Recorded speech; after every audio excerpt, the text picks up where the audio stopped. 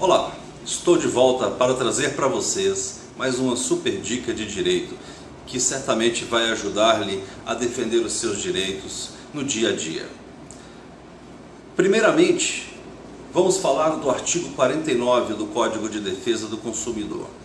O artigo 49 do CDC, ele prevê a possibilidade do consumidor fazer a devolução daquele produto que ele tenha adquirido por meio de telefone, internet ou numa venda na porta, no prazo de 7 dias.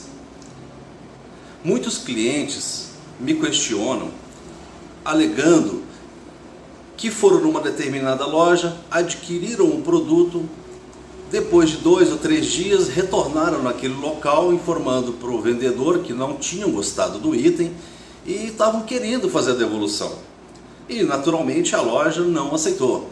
Por quê? Porque essa lei ela não se refere às compras realizadas no local, na loja, no ambiente físico. Elas dizem respeito somente às compras realizadas por meios telefônicos, pela internet ou por um vendedor que passa na sua porta através de uma venda de catálogo.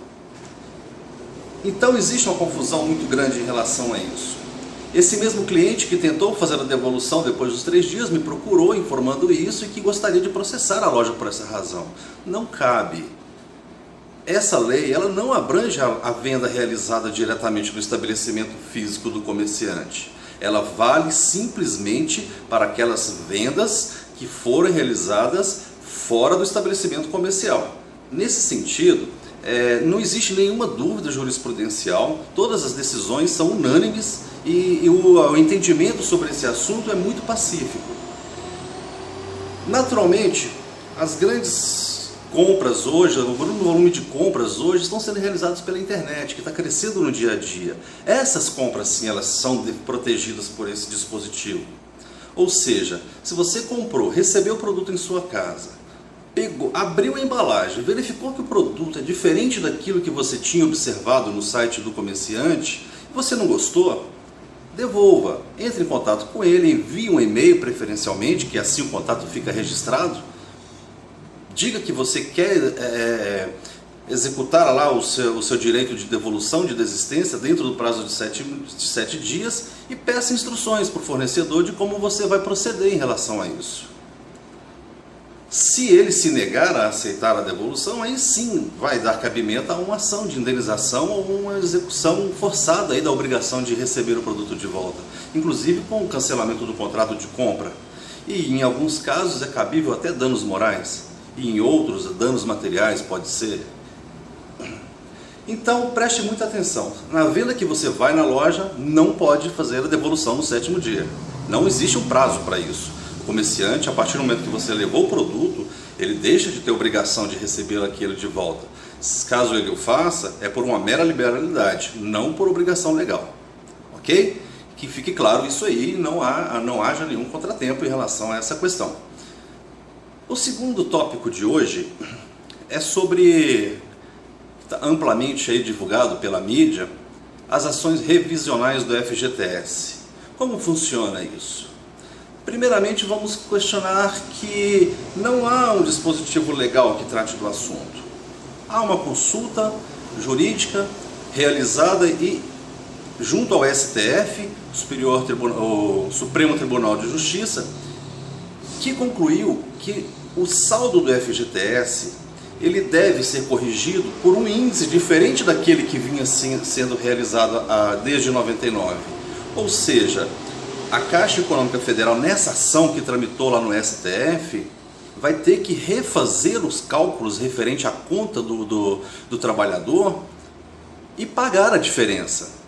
Isso é uma orientação jurisprudencial, ela não obriga os juízes, ou seja, não é um direito líquido e certo ainda. Há que se questionar isso judicialmente e alguns juízes não concordam com isso. Então existe um risco de você não ter êxito nessa ação.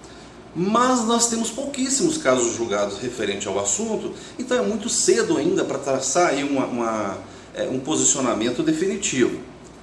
já existem várias sentenças favoráveis. A primeira saiu em Pouso Alegre, em Minas Gerais, determinando que a Caixa Econômica Federal refizesse os cálculos referente ao saldo da conta do FGTS desde 1999 até a data de hoje, e assim creditasse na conta do trabalhador aquela diferença observada aí na forma de calcular. Tá. Quanto é que representa isso financeiramente? Depende. Se você ganha muito bem, naturalmente o valor é maior. Aquele cidadão que recebe apenas um salário mínimo, essa diferença não vai significar tanto assim, mas às vezes é importante. Ou seja, se você já trabalhou de 1999, entre 1999 a 2013, qualquer período, 2 ou 3 anos, ou todo o período, é bem possível que você tenha direito sim a uma correção. A sua ação ela pode ser julgada procedente, mas não é garantida. Não existe um dispositivo legal que obriga a Caixa a fazer isso ainda. É possível que em breve já tenhamos aí uma regulamentação nesse sentido, visto o número de grandes de ações que estão sendo colocadas aí aos juízes para decidir sobre esse assunto. Então, creio que em breve haverá aí uma regulamentação nesse sentido, mas a princípio é isso aí. Se você trabalhou entre 99 e 2013, teve saldo na conta vinculada do FGTS, é possível pleitear a forma de correção desse saldo de forma que seja aplicado o índice definido pelo STF. Ok? Mas não conte ainda com esse dinheiro. Existe um processo judicial que tem que tramitar normalmente.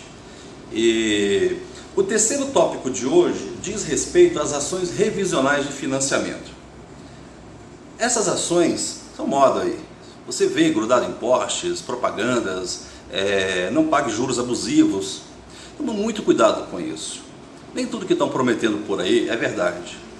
Existe sim espaço para discutir diversas cláusulas nos contratos de financiamento e que têm amplamente sido deferidas pelos juízes.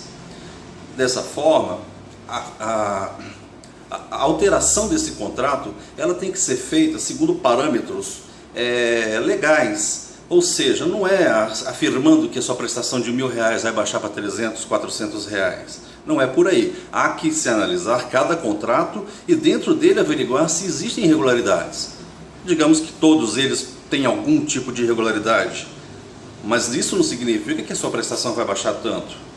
E nem significa que a sua ação vai ter ganho de causa imediatamente assim que você juizar uma ação. A coisa funciona diferente. Proposta a ação, o juiz vai analisar primeiro o seu pedido. Pode ser feito um pedido aí, de antecipação de tutela, no sentido de permitir que o consumidor ele pague o valor que ele acha devido, mas contudo isso não afasta a mora. Ou seja, você continua devendo para o banco mesmo pagando um valor mais baixo. Então, durante o trâmite da ação, eu sempre recomendo aos meus clientes que continuem arcando com as prestações, até que se tenha uma decisão definitiva que o valor que estava sendo cobrado inicialmente estava errado. Os pontos mais comuns nas ações revisionais que realmente ensejam aí uma grande possibilidade de sucesso é referente àquelas taxas que são serviços de terceiros, seguros obrigatórios. Então tem várias tarifas, taxas que os bancos inserem no contrato que são ilegais. E essas tarifas elas permitem que você realmente questione judicialmente o contrato e peça a exclusão delas. Pedindo a exclusão, automaticamente aquele valor da parcela que foi corrigido, incluindo essas taxas ilegais, ele vai ser reduzido. Então, nesse sentido, existe aí uma enorme possibilidade de sucesso. Mas não se iluda, tudo depende de uma análise prévia do seu contrato para depois se posicionar judicialmente em relação a isso. Essas foram mais dicas jurídicas de hoje e em breve estarei com vocês com mais novas informações. E obrigado e curta o meu canal.